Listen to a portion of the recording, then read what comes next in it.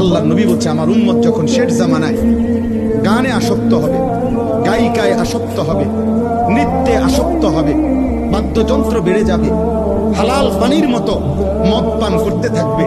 আল্লাহ রাসূল সাল্লাল্লাহু আলাইহি ওয়াসাল্লাম বলেছেন ইজা যাহারাতিল কায়নাত ওয়াল মাআজিফ ওয়াস্তাহাল্লাতিল খামরা, আল্লাহ নবী বলেন আমার উম্মতকে তখন মাটিতে ধসিয়ে দেওয়া হবে, পাথরের বৃষ্টি বর্ষণ করা হবে, চেহারা বিকৃত করে।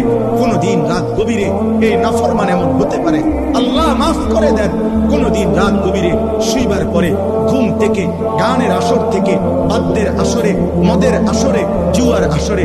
প্রিয় ভাই আমার, আল্লাহর কসম মুহাম্মদ আরবি 1450 বছরে মিথ্যা বলে নাই। এই পাপের শাস্তি হিসাবে নবী বলছে চেহারা কোনদিন অচিরেই শেষ জামানায় আমার উম্মতের চেহারা এই গান, বাদ্য, মদ, নেশা, জুয়ার আসক্ত ব্যক্তির চেহারা মানুষের সুরত বদলিয়ে পশু জানোয়ারের আকৃতি হয়ে যাবে।